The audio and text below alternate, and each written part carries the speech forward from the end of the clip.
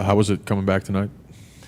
It's fun to be back. Everybody's refreshed and recharged, and we had a good kind of spirited practice. No live scrimmaging or anything, but a lot of shots, and guys got up and down the floor. Got to get our rhythm back pretty quickly here. I saw an update on Jonathan that he was active today. How did he look? What was he able to do? He moved well. He did everything in practice. Like I said, there was no live contact, so he hasn't been cleared for that. But it's good to have him back on the floor for the first time. And then I imagine next steps would be just kind of seeing how he responds and then going live contact and from there, yeah? Yeah, so each day, Rick will give me the update on what he's allowed to do. But, today was just day one, and we'll go from here. Tonight was optional, right? Was everybody in attendance? No, but that's the point of optional. Is some guys need more rest, some guys need more work, and I kind of leave it up to them to figure out who's who. So. And with Kuminga, the last time he played, the team was very different. Obviously with Jimmy and without some of those players that you traded away from him, how do your expectations of him change once he's back on the court? They don't. The expectations don't change. The game doesn't change. It's just personnel. It's we're not running new stuff. It's mainly just getting comfortable playing next to Jimmy. That's and I'm confident that JK will figure that out. Jimmy will figure that out, and that'll happen organically. But biggest thing for JK is just getting his rhythm, his timing, his conditioning, all that stuff. Over the next week or two until he's ready to come back. What do you think the keys will be to that pairing working? I think the obvious question is the spacing, because neither one of them is a 5. They're we're really looking at them as a 3 and a 4, and so can we space the floor well enough with the two of them on the court together? We should be able to defend at a high level. It'd be great to have that kind of size and athleticism on the wings. There's a lot to like, and then we just have to sort through the offensive execution. Can we put a group around them that makes sense, that we can kind of rely on a two-way offense and defense dynamic, and that remains to be seen. I guess we've kind of been the talking point since the beginning of the season, but lineups with Draymond at center, I know he started their last game and a couple times since Jimmy's been there. How do you balance just how much you want to go to that at this juncture, knowing what it means and kind of knowing what the stakes are this season and where you guys are at? Yeah, I think at the beginning of the season our feeling was we didn't really want to have Draymond be the full-time 5 from the start. But now that we're down to the 27 games, I'm much more comfortable rolling him out there as our starting 5, like we did in Houston. Playing him more minutes there for a couple of months, I think is very doable. But I think we have good options too, to play him at the 4. Especially with Quinten shooting the ball well the way he is. We can play Draymond at both the 4 and the 5 and feel good about it. Draymond said that we're going to win the championship. I don't know if you saw that while you were in San Diego. What's your reaction to that? And, you guys always have a target on your back. Do you ever worry about giving teams more bulletin board material? No, Draymond does plenty of that on his own already, whether he predicts a championship or not. So I don't worry about any of that. I learned a long time ago with Draymond that he's at his best when he's motivated and when he's in the fight, and he thrives on competition and thrives on having a shot and having a chance, and then laying it all out there on the line. And so I love that he said that. It's that's the goal, and I believe that we can win the championship. I just feel like Draymond putting it out there sets a good tone for our guys. I can also hold him accountable to that. If we're going to do that, we got to be locked in. We got to be together. We got to be able to play through every bit of adversity. And so I love that he laid it out there, and now it's my job to help him go do that. Yuri, Kevin, a couple guys that have been in the program. Just what are you looking forward to seeing these next 10 days with those guys? Well, number one, I'm just thrilled for both guys. Yuri has been with our G League team now for a couple of years. He's an excellent player. He's incredible young guy. So anytime you get to see a player like him work his way through the ranks and get to the NBA, it's an incredible feeling. And so I'm thrilled for Yuri. Kevin has his own journey, obviously, trying to get back to the league.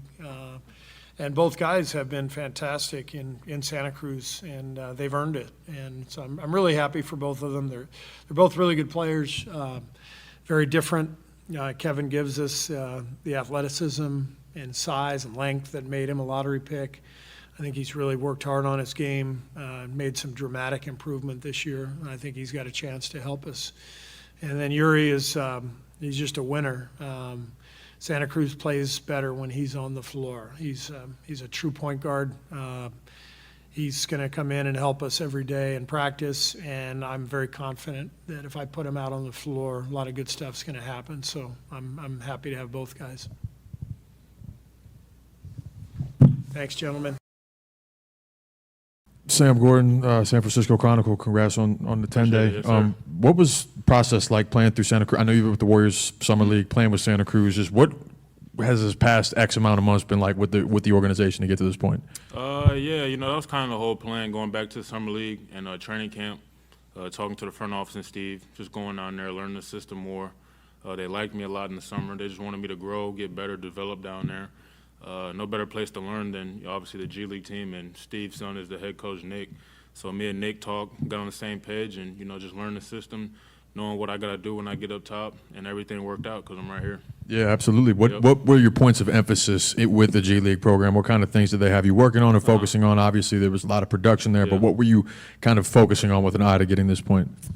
Yeah, I mean, a lot of people, know I'm talented offensively. Obviously, working on getting some kinks out defensively, talking more, communicating, learning the system, the timing, when to cut, where to be at defensively. So I think just going down there, doing those things every single game, and the consistency, I think that was probably the biggest thing I was telling myself the whole time I was in the G League, just going out there and play consistency every single game. And no matter if the shots are going in, just playing the same way every single night.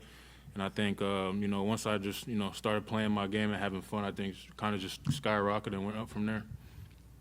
A guy who spent a lot of time in the NBA, to have to go to the G League and learn some of those things and all that, was that tough for you mentally, just to maybe shift your mentality against that level of competition? Yeah, it kind of go back to the Summer League. I kind of was a little against doing Summer League too as well. Just being in the league for so many years. But I think that's kind of one of the biggest things now in the league. You just kind of got to put your ego aside. I think on championship teams, they do the same thing. You got to put your ego aside for the team to win. And I think for myself, in order for me to get to that next level, I had to put my ego aside, do Summer League, do the training camp, go down in the G League and just dominate and play my game and continue to show people that I belong up top. So that was kind of my mindset going down to the G League. Just go down there, dominate, be a leader. A lot of these guys look up to me.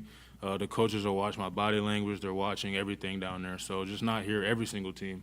So I just want to go down with the right mindset in the G League. There's nothing against the G League. Guys down there are talented. Everyone down there, I think, can play in the league. So I think going down there with the right mindset and being a leader was kind of my mindset going into it.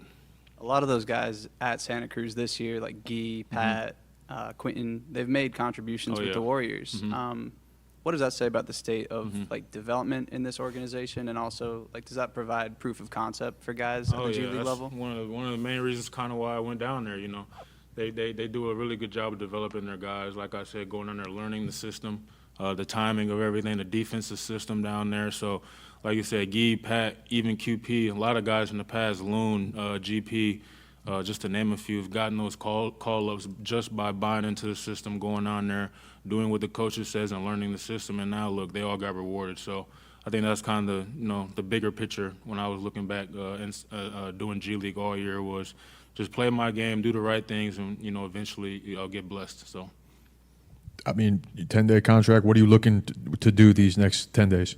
Oh man, yeah, I'm looking forward to it, man. I've been waiting to get up here all year. I'm happy to be up here, man. I just really want to learn. I was here in the summer, did training camp with the guys. I've been around the coaches a little bit, but now in the middle of the season, it's a little different. The mindsets are different, the practices are different, the talks are different. So just to be a part of those for 10 days and see where we go from there, learn as much as I can. First in the gym, last to leave. Just have those mindsets and just be ready if my number is called. And how to go today, being out there Oh, today? today was great, man. A lot of guys weren't here, but, a lot of young guys were in today. So I think it was really good to get in the gym, get a sweat. Steve did a good job today just making sure we did transition so we're not tomorrow, when first practice, we're not a little behind. So a couple of young guys and the new guys, got up here and got some good work in. So it was really good today. I needed it. Did you get to have a moment with AV, your summer league Oh, coach? yeah. Oh, yeah. We talked while I was stretching. He said we knew this day would come. Just continue to do what you've been doing and continue to get better daily.